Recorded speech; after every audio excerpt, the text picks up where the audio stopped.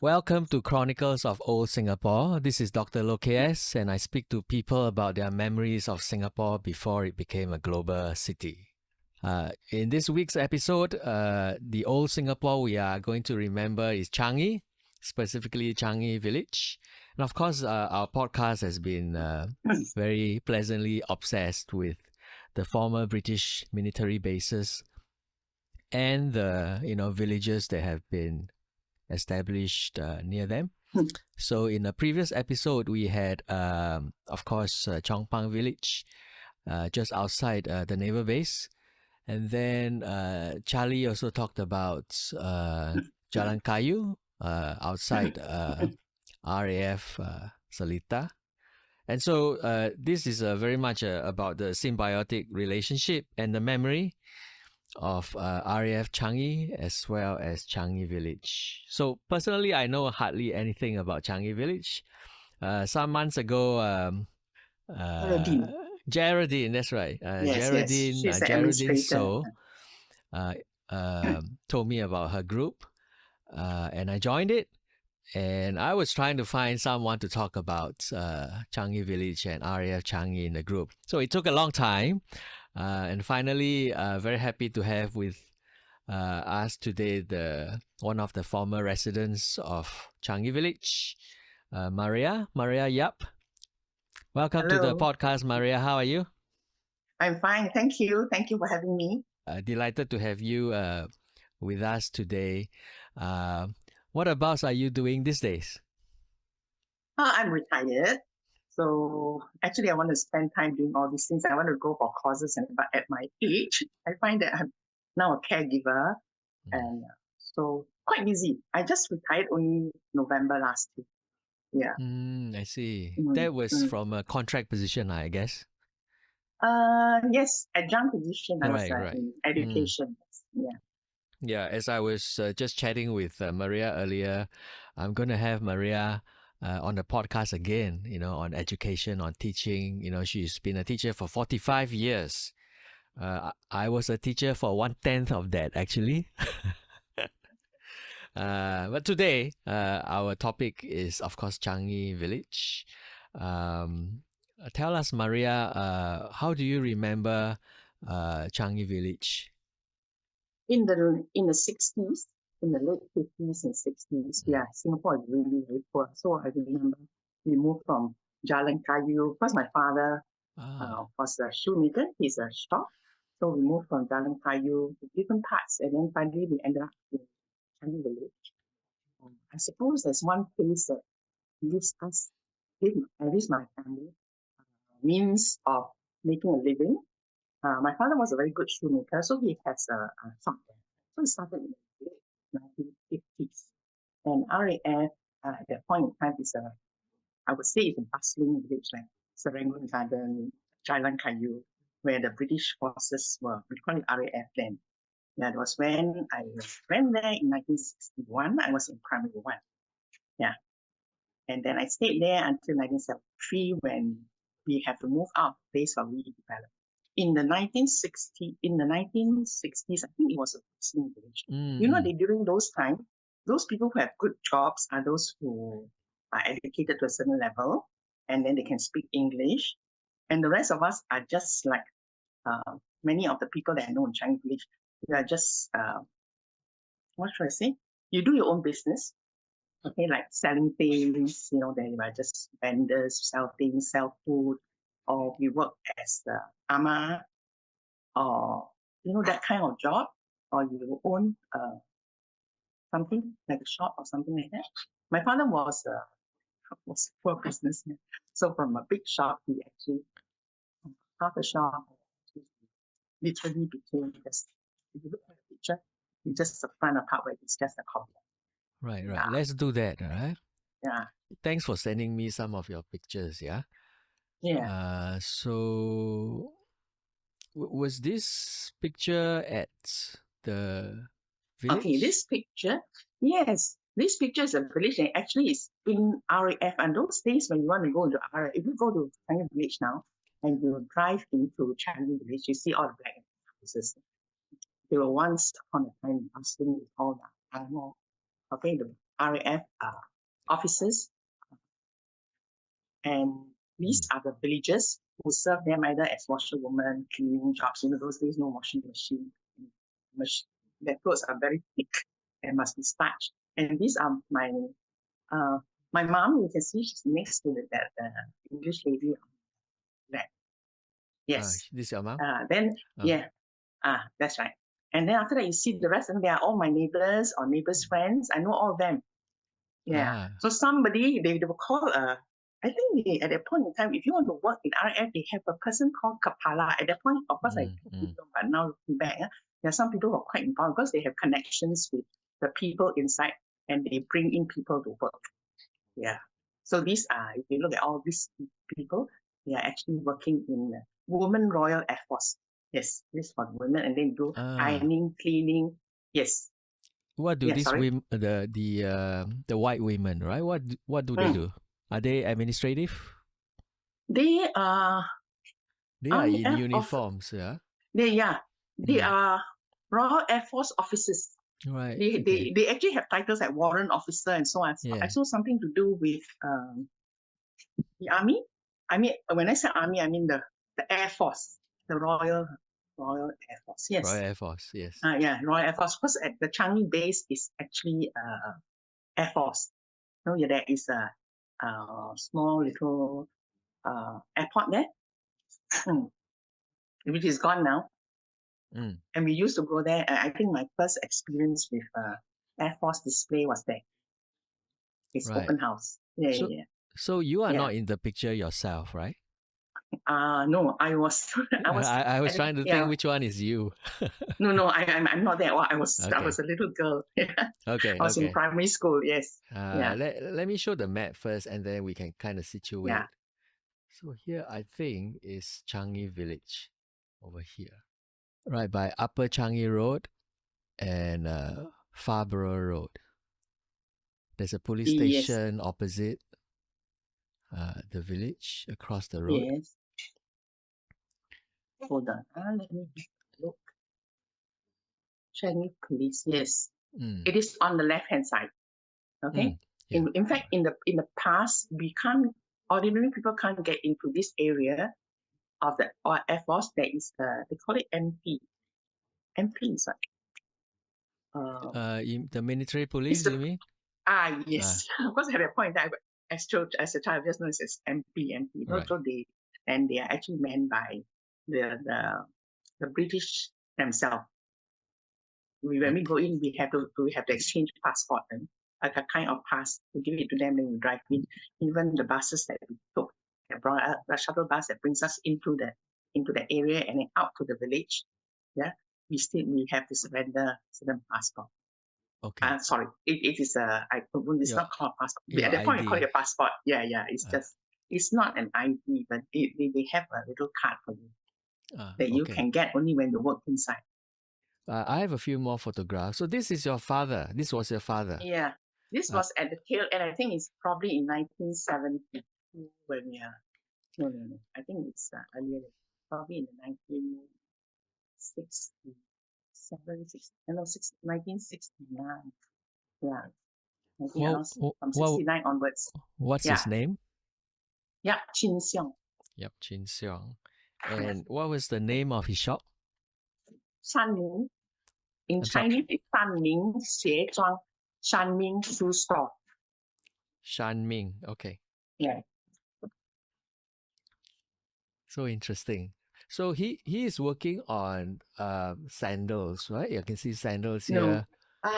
Okay. Let me start. He actually have a whole shop. I show you one picture of my siblings and I in his shop, right? Did I send it to you? Yes, I think so. Yeah, you see. I need to get that orange. Yeah. This one. My father owns this shop. He used to have the whole shop.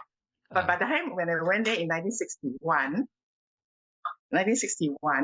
he had half a shop. So when I went there, it was half a shop. So he started from there. Yeah. So my father had a full shop. Then he had half a shop. Then subsequently somebody took over his shop, and then he has no choice. Then he just had this front page where he just did shoe repair. But he was started off as a shoemaker. Do you know why his business wasn't doing that well? Because my father was a poor businessman. He wasn't there What to does that monitor. mean? And then, okay, this is only later on. My father shouldn't have been a businessman because he doesn't monitor. He doesn't monitor his goods. He is somebody who actually and he entrusted him to take care of the place and all that and sell the shoes.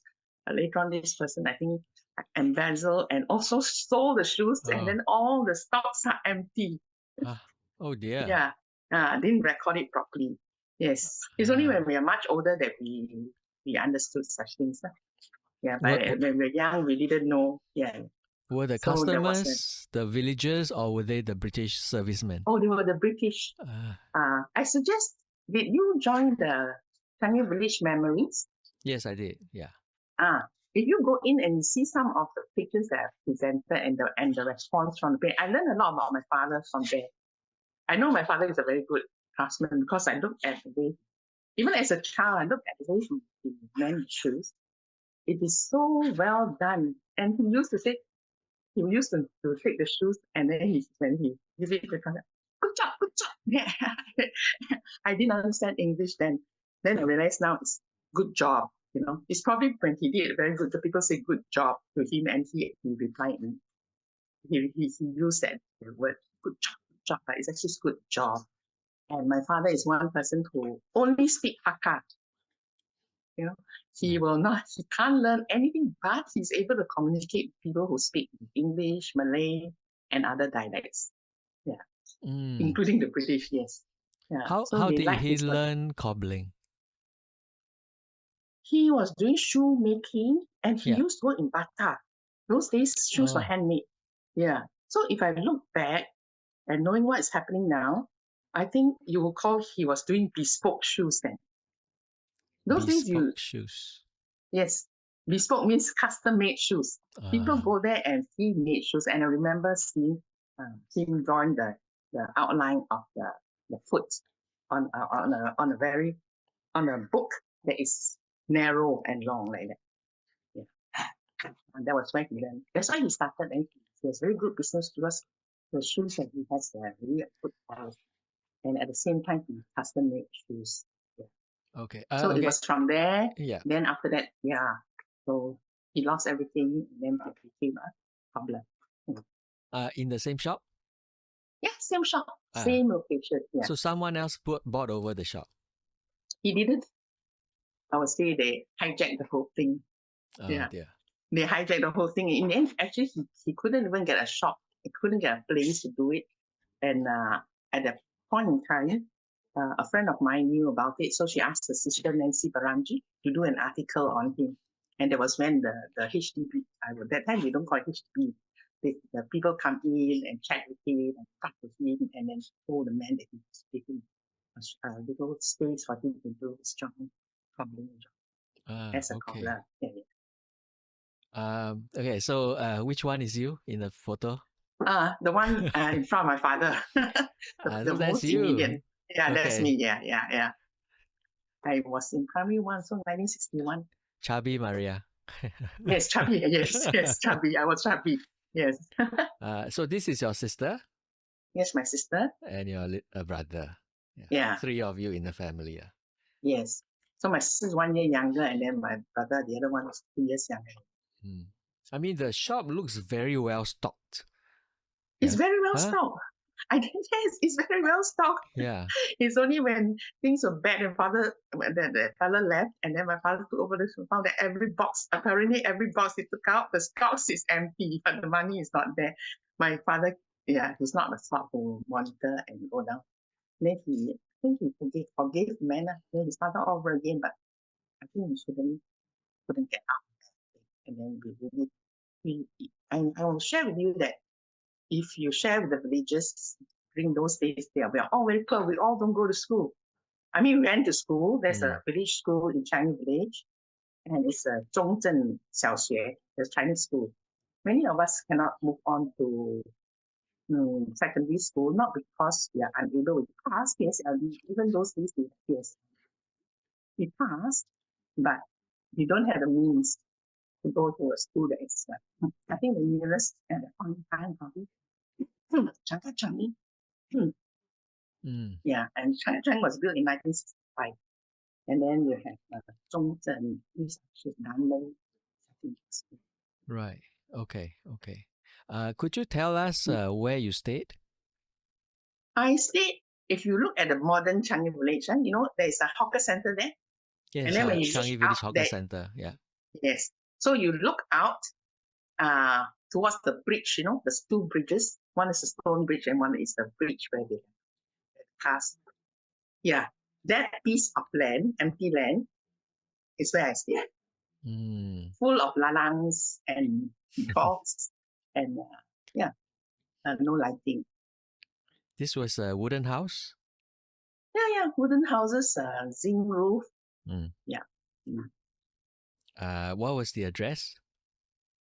Oh, I can't remember. No, I can't remember. That's all right. That's all because, right. okay, I can't remember because there's a landlord who owns all the houses. Yeah, it's not a single. I think it was like Indian Muslim. Right. They have, yeah. So Okay. we all rented the place from there, and we have no water supply, so we had to go to the public pipe to get water. Yeah. Could you describe the house, how it was like, how big was it, and how you lived? I will. The houses, plank roof. No, planks made of planks, and then zinc roof. And on windy and rainy day, you can hear the zinc flapping away and you can't sleep through the night. Yeah, that kind. And a lot of what should I say? I have looked for some of these pictures and send to you again. Can. Would you like to have that? Sure, if I can find it. Yeah. So it is no proper drainage. So you have these gullies where the water just run.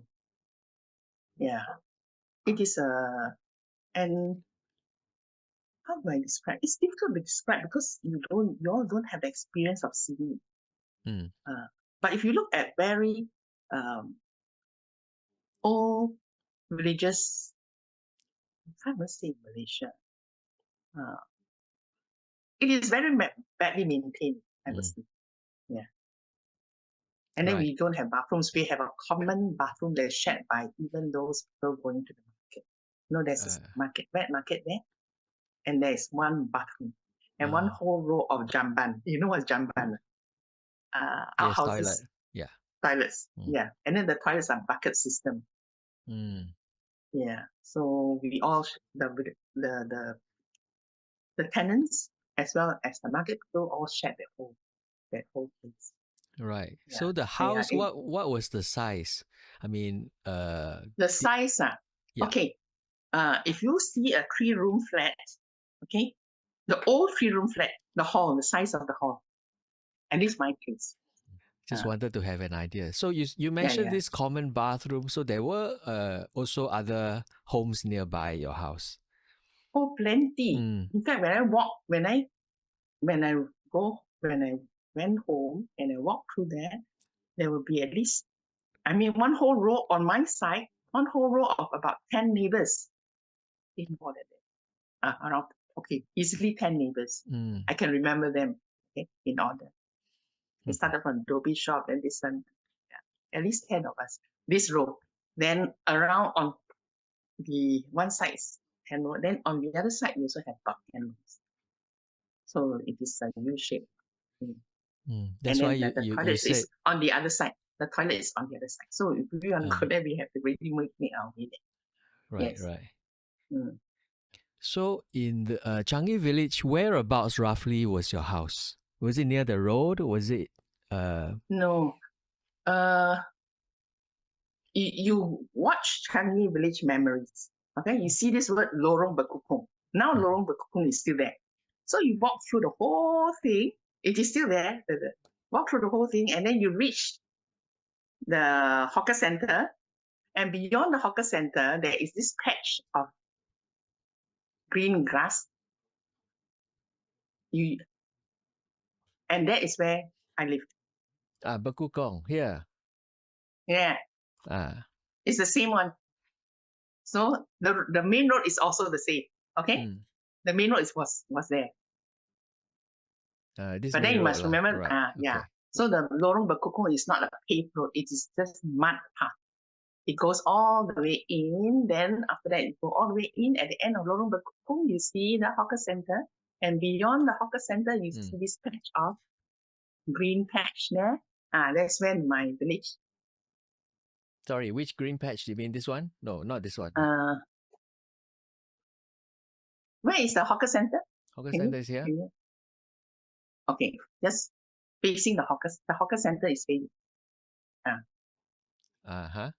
You look towards the creek. There's a patch between the creek and the hawker center. There is a green patch of grass, and that is where my village. Okay, that is Sungai Changi, yeah. Okay, there is a creek. That's right, Sungai Changi. Can you see? There's a bridge there.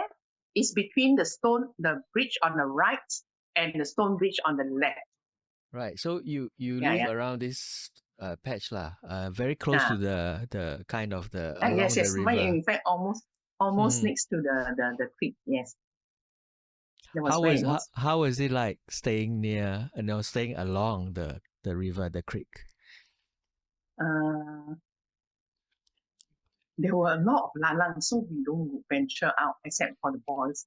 A lot of lalang, and then during the 7th month, we all going home early because you hear the dogs howling. They're very frightened. Because 7th month, the parents are saying, so we don't venture out. It is not like now. Everything is so neat and tidy. Even the path that we use, like right now, we have a very nice path towards Stone Bridge. But during those days, there were gullies there, and then and very uneven. And as a child, you have to climb. You have to get someone to help you to go on the Stone Bridge because it's a bit high. The connection, because the water, the soil has been washed away. Yeah. I see. So now it's absolutely beautiful.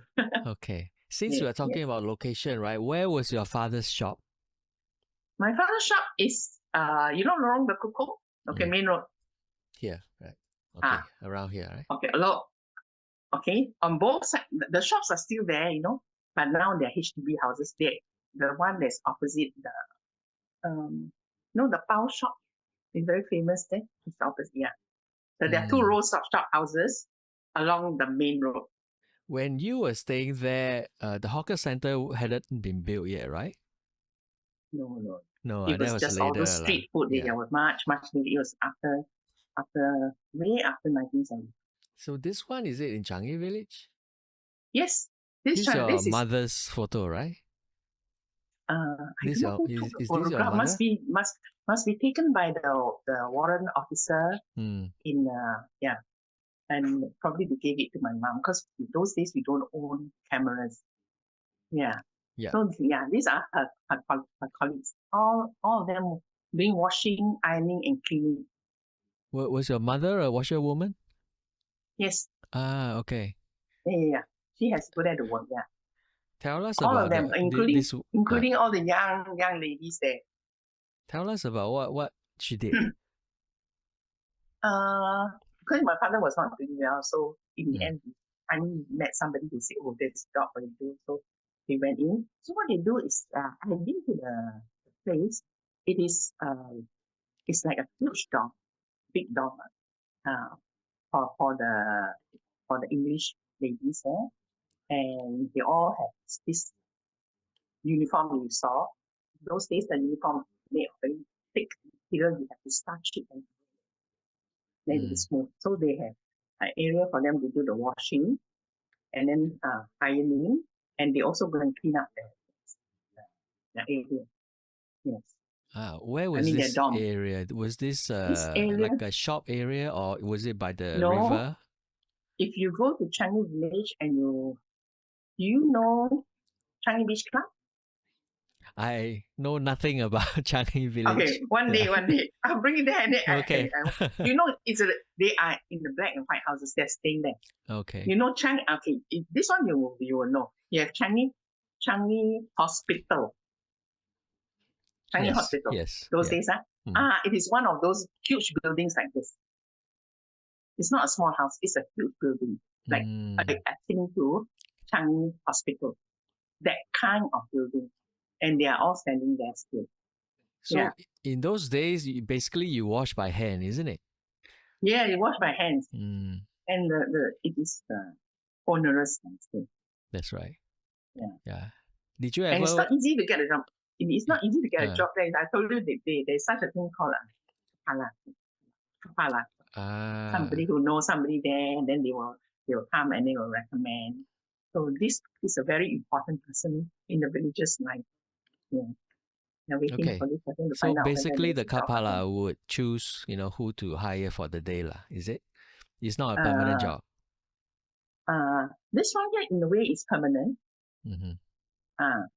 So he will be the one who get people to put in. Okay. By word of mouth. Yeah, it's a word of mouth. Right. Did you ever accompany your mother to do the washing? I didn't accompany her to do the washing. I accompanied her to her workplace. That's why I can tell you this. Yes. I could describe the places that this ladies were working in. Yeah. And that is the kind of clothes that they were washing. We saw just now that picture of the two English ladies wearing their uniform. Yeah. Yes. Three of them there. Yeah, that's the uniform there. Depending on the rank, the uniform slightly. This older woman here, maybe she's the majie? She's not the majie. She is the kapala. She is the kapala. Oh my gosh. Yeah. She's the one who I remember she's the one who came to our house and asked my mother, there's a job, of course my mom was excited because, every means of earning a living is something important because those days you just have to use your hands. So you do washing or you do cooking or do whatever. Yeah. Then later on, subsequently, when the British started withdrawing, my mother started working in a coffee shop doing people do now cleaning and washing bowls and stuff. Very stoic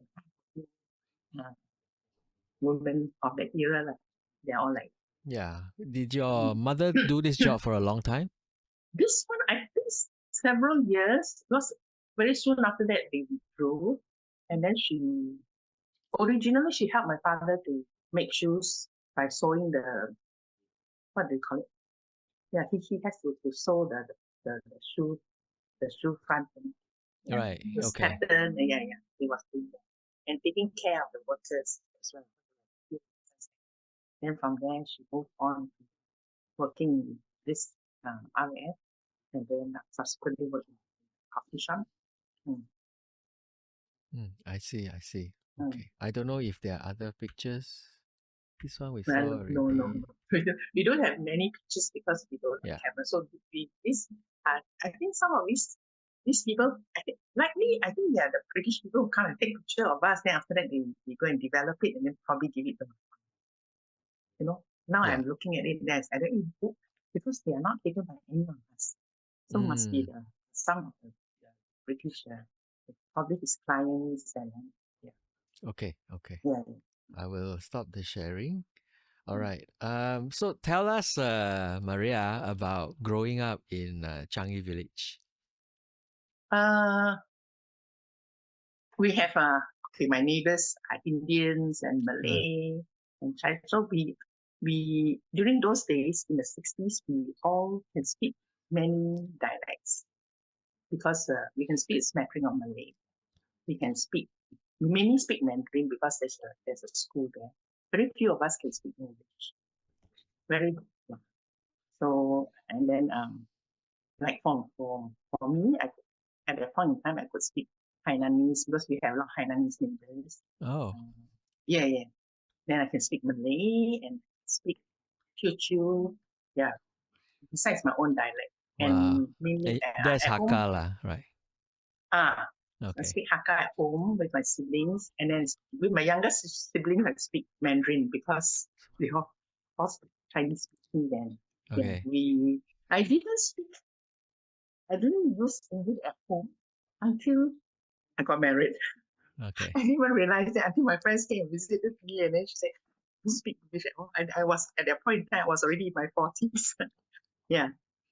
So let me give you a test, right? How do you say good morning in those languages? Let's start with Hakka, right? Hakka? We don't, okay, the Chinese don't greet. Huh? In the Chinese greeting is not, so we don't use, like good morning is not, how it's are not you? a Chinese greeting. How are No. you? How are you? Sit bao mang. Have you eaten? Sit bao mei, Cantonese. Sit bao mang is Hakka. Okay. Then in Hainanese, jia bua bui. Yeah. Yes. So jia ba bui. Quite similar, actually. Sounds a Is bit it similar? similar. Yeah. Sounds similar. But of course, yeah. are So different this words, lah. But I mean, yeah. but the kind of, I mean, if you're Chinese, you can kind of tell, there's a yeah. not that And then different. Malay, so the makan, that kind of thing. Yes. Yeah. Fantastic. How many, all these dialects that you knew? Lost touch with my a lot of them. But if I hear, I can understand. Okay. Yeah. Okay.